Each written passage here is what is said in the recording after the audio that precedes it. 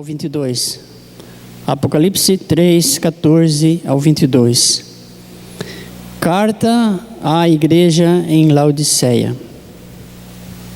Ao anjo da igreja em Laodiceia escreve: Estas coisas diz o Amém, a testemunha fiel e verdadeira, o princípio da criação de Deus.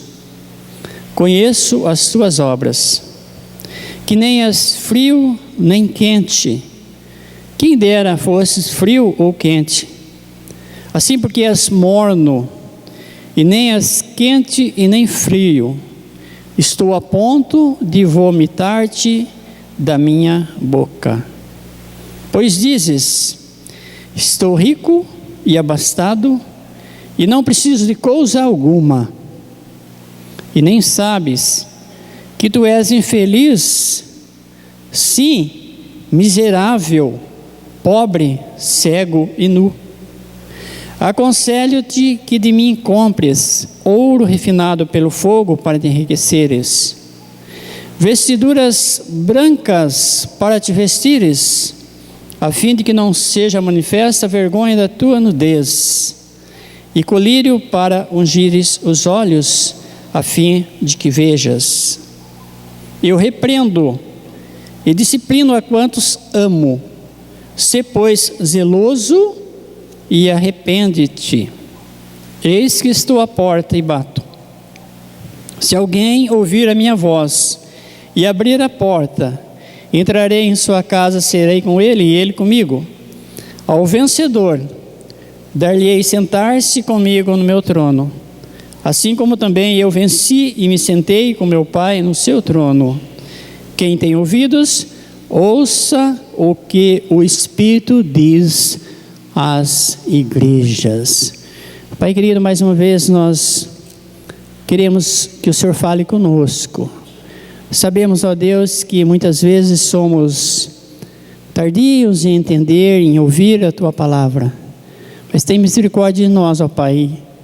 Que no seu tempo, ó Pai, o Senhor esteja abrindo o nosso coração, os olhos do nosso coração, os ouvidos do nosso coração, para entendermos aquilo que o Senhor quer falar conosco. Pedimos, ó Pai, que o Senhor tenha misericórdia de nós. Aceite, ó Deus, o nosso culto e receba o nosso louvor e a nossa gratidão nesta noite. Fale conosco em nome de Jesus. Amém. Os salmos que nós lemos, para quem estava bem ligado, pôde perceber que ele tinha o mesmo assunto do começo ao fim: louvar a Deus. O Salmo 92, ele tem um tema interessante, uma orientação: louvar a Deus. O Salmo 95, ele tem um convite: vinde e louvar, vinde e louvemos. O Salmo 96, tanto quanto o 100, ele tem uma ordem. E no final do 96, ele tem uma advertência. Ele orienta a estarmos louvando a Deus, a estarmos, de certa forma, entoando louvores a Deus, mas no final do Salmo, ele fala assim: porque Ele vem julgar a terra. Diferentemente do 96, o 100, no seu último versículo, ele tem uma palavra de conforto.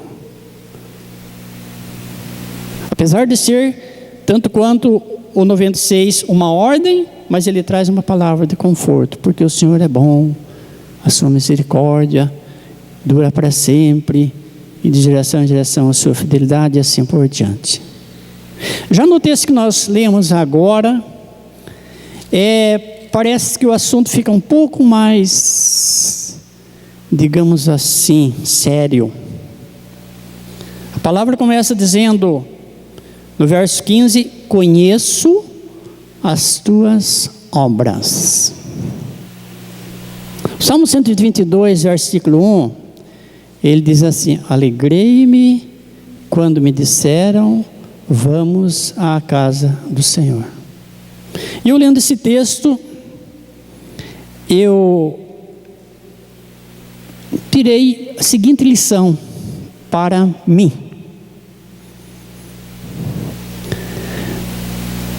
Há no meio da igreja, no nosso meio, e eu faço parte desse grupo, 3 tipos de pessoas, 3 situações diferentes, e nós podemos ver aqui, quando Jesus fala através de João, que aquela igreja, ela não era fria, não era quente, mas era morna. O que significa será isso? Do frio, do quente não se fala muita coisa, mas do morna, ele fala algo terrível. Estou a ponto de vomitar-te da minha boca.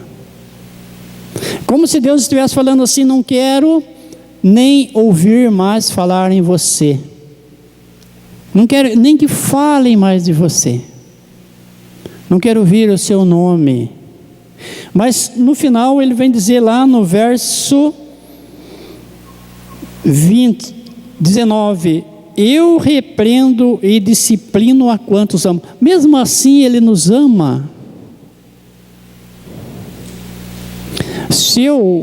Ao meu ver, existem 3 grupos na igreja. Existe o primeiro grupo que está disposto, que está à frente, que não desiste, que arruma tempo. E eu diria que são os que seguem a Jesus de perto. Diferentemente, tem outro grupo que segue a meia distância. Ele não está com o grupo da frente e nem está com o grupo de trás. Outro dia eu vi uma pequena ilustração bem pesada, que havia um homem em cima do muro que separa o céu do inferno. E o povo que estava do lado do céu diziam para o homem que estava em cima do muro: passe para o lado de cá, porque aqui é o lugar correto, aqui é o seu lugar. E o homem em cima do muro.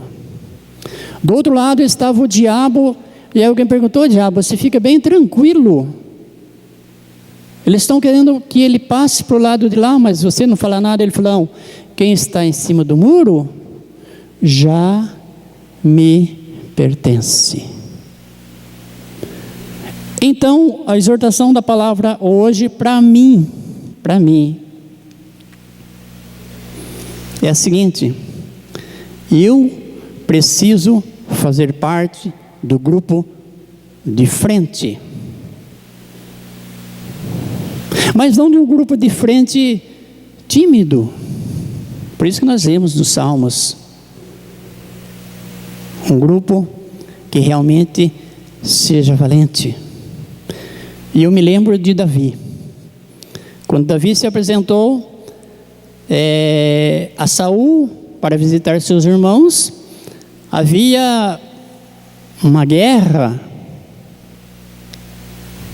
E os homens de Saul, cada vez que se levantavam e deparavam com um gigante muito violento, eles recuavam. Davi chegou e não fez caso nem da força do gigante, nem do que as pessoas diziam. Muitas vezes nós nos apegamos nisso, nós ficamos presos àquilo que as pessoas podem falar de nós.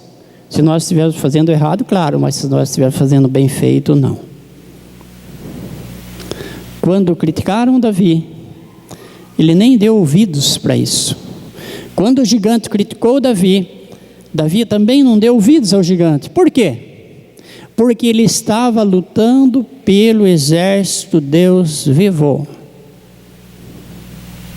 Ele estava lutando por uma verdade que ele conhecia. Ele sabia o que estava fazendo. Esse é o grupo de frente. No grupo do meio, eu me lembro de Zaqueu. Ele é muito pequeno, ele não podia chegar perto de Jesus, mas com um pouquinho de jeito ele chegaria. Ele falou: não, vou ficar nesse grupo do meio aqui, deixa eu subir aqui numa árvore, eu vendo ele passar por aqui, tá bom. E é isso que o grupo do meio faz. Ele quer ficar à distância, ele podendo ver, está bom. Eu não preciso me envolver, basta eu não perder de vista. O eu não quero me envolver, daqui de onde eu estou, tá legal. Quando Jesus passou por Zaqueu, falou: Zaqueu, desce daí, cara, eu preciso falar com você.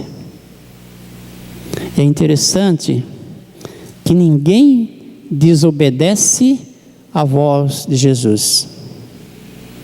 Uma vez tinha morrido um homem amigo de Jesus, fazia 4 dias, Jesus chegou na boca do túmulo e falou: moço, vem cá. E o moço saiu. No final desse texto, no verso 20, ele diz assim: eis que estou à porta e bato. Ele bateu na porta de Zaqueu de maneira figurada. E ele foi para a casa de Zaqueu. E ele pôde cear com Zaqueu. E depois ele disse: hoje houve salvação nesta casa. Mas existe também o grupo lá de trás, não de dentro da igreja, não o grupo que está sentado aí atrás, não é esse grupo.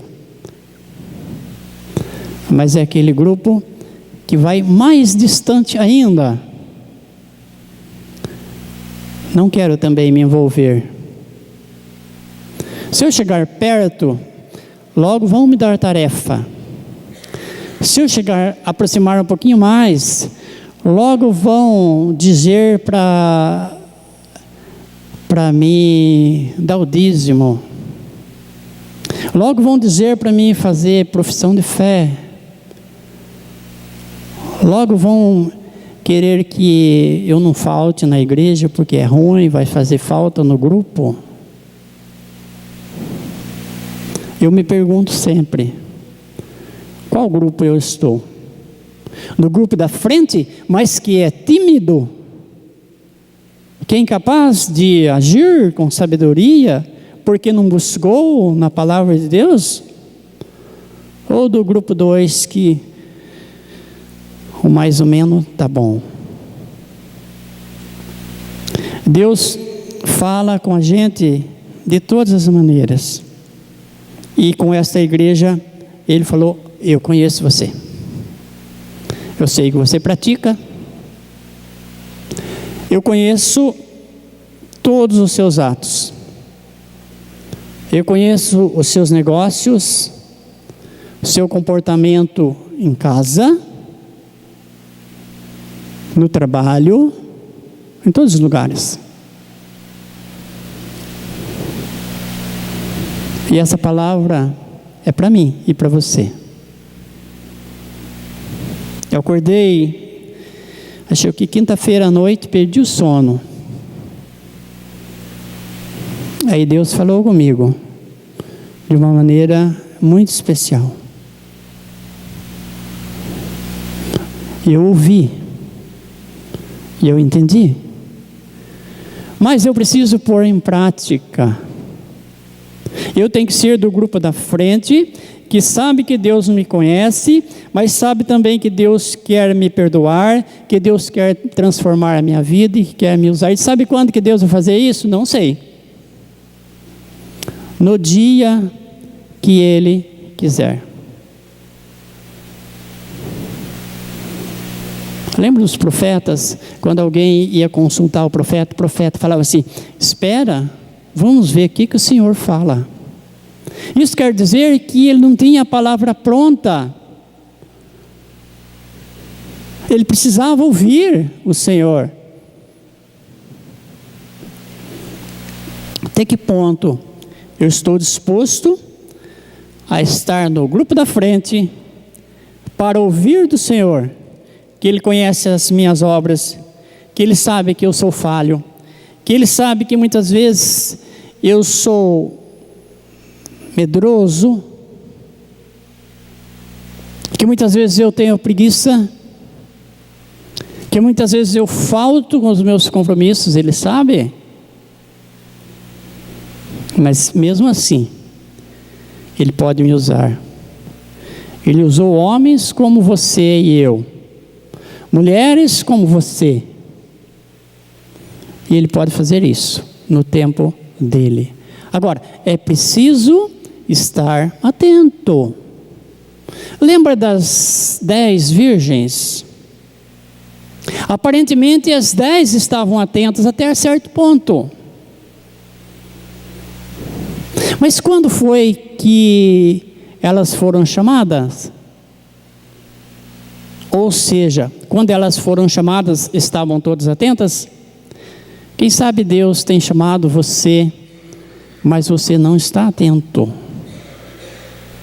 Quem sabe Deus quer fazer uma grande obra através de você ou através de mim, mas eu não estou atento. Eu não estou pronto, no sentido de eu me achar pronto, como esta igreja aqui. Ela dizia que ela tinha tudo, ela não precisava de nada. Já pensou nisso? O que ela diz? Estou rico e abastado, não preciso de nada. Enquanto nós cantávamos ali, eu fiquei pensando, o maior inimigo do homem, neste caso, é a riqueza. Porque ela pode tornar o homem autossuficiente. Eu tenho tudo o que eu preciso. Não tem nada. Engana-se quem pensa dessa forma. E aí o texto vai seguindo dizendo, você nem sabe que você é infeliz, veja bem, que você é um miserável e que você é pobre, cego e nu. Essa é a situação daquelas pessoas que deixam Deus no segundo plano na sua vida. Jesus falou assim, buscai em primeiro lugar o seu reino e a sua justiça, e as demais coisas serão acrescentadas. Nós temos experiência disso. Nós, os mais velhos, temos experiência disso. Parece que nós queremos tomar conta da situação que nós somos incapazes de fazer. É Deus que cuida. É Ele que sabe o momento, é Ele que cuida de tudo. Quando eu acordar para essa situação, eu vou começar a pensar diferente. Essa semana eu brincava com alguém da seguinte maneira: por que correr tanto se o final está logo ali? Por que correr tanto se o final está logo ali? E eu disse início, e vou repetir, nós sabemos da nossa vida daqui para trás, das nossas vitórias, dos nossos tropeços, daquilo que nós fizemos errado, mas daqui para frente, o que nós sabemos? É preciso então que nós abramos o nosso coração, a porta do nosso coração, para que Deus cuide das nossas vidas, para que Ele dirija as nossas vidas. Aconselho que de mim compre ouro refinado pelo fogo, diz a palavra. O que significa isso? Significa que o nosso tesouro está nele, em Jesus, o Senhor da vida, aquele que entregou a sua vida por mim e por você. É nele que está todos os recursos que eu preciso, que você precisa e que nós precisamos. Não tem outro jeito. E se nós agirmos assim, nós vamos estar tomando parte do grupo da frente. Compre também vestiduras brancas para vestires. O que significa vestiduras brancas? Vestiduras brancas. É o conselho para mim e para você. Vestiduras que manifestem o nosso bom comportamento diante de Deus, que Deus possa olhar em nós e ver pessoas limpas. Quando nós vemos alguém de vestes brancas, logo nós sabemos se ele é um médico ou se ele é um açougueiro. Mas Jesus quer ver em nós essas vestiduras brancas. Compre também colírio para ungir os olhos, para que vejas. Eu me lembro de Eliseu. O exército assírio, se não me engano, estava acampado para atacar o povo dele. E quando o exército assírio fazia um projeto, Deus adiantava para Eliseu adiantava para o povo dele, e eles tomavam precauções e eram livres daquela situação. O general da Síria, se é que é a Síria, né? Falou assim: nós temos que encontrar quem dos nossos, veja bem, quem dos nossos está a favor deles. Alguém se levantou: não é ninguém dos nossos não, é o Eliseu que fala tudo para eles o que deve fazer. Levantando-se de manhã, o moço de Eliseu olhou, o exército havia rodeado a cidade para prender Eliseu. Aí o moço disse: mas e agora, o que a gente faz? Nós estamos perdidos. Eliseu orou a Deus e Deus abriu os olhos do moço e ele viu o quê? Carros e cavalos de fogo. Eliseu falou: fica tranquilo, são mais o que estão conosco dos que estão com eles. É para isso que nós precisamos de ter os nossos olhos espirituais bem abertos. Quando isso acontecer, como diz um ditado popular, a nossa vida vai ser só alegria. Não quer dizer que nós vamos ter dificuldade, vamos sim, mas nós vamos passar por ela bem tranquilo. Mas o outro versículo, ele fala assim: eu repreendo e disciplino quantos amo, sê pois zeloso e arrepende-te. Isso quer dizer o quê? Que ainda há chance, que ainda há oportunidade, que ainda há tempo de reverter as coisas. Eu vi essa semana, ou a semana passada, um estudo bíblico, vi pela televisão, não vou dizer quem estava falando, mas ele dizia que nós temos que viver o hoje. Deus, pela sua misericórdia, Ele está pronto a nos perdoar os nossos erros passados, mas não é para continuar no erro, é para termos os nossos olhos abertos, para contemplarmos as belezas da santidade de Deus. É preciso um certo esforço para isso. Só com as suas forças, não dá. Só com a sua vontade, não dá. Eu não tenho força, mas tenho vontade, não dá. É preciso abrirmos o nosso coração para Deus, deixarmos que Ele trabalhe em nós, por nós e através de nós. Nós fomos salvos para ser sal e luz. Ele trabalhando em nós, Ele nos salvou. Ele trabalhando por nós, primeiro, Ele deu a sua vida, Jesus deu a sua vida. Depois, trabalhando em nós, Ele nos resgatou. E agora, Ele quer trabalhar através de nós, para que sejamos realmente testemunhas, pessoas de frente realmente. Eu estou aqui, para que der e vier. Nós conhecemos pessoas que agiram desse modo e fracassaram, mas não ficaram caídos. Eu me lembro de Pedro. Quando Jesus anunciou que ele ia ser morto, ele precisava ser morto para cumprir as profecias, Pedro falou, não, de jeito nenhum, o senhor não pode fazer isso. Jesus falou, não, Pedro, você não sabe o que você está falando. E Pedro caiu, mas se levantou. Por quê? Porque ele tinha os seus ouvidos abertos à voz, à palavra de Deus. Que Deus nos abençoe.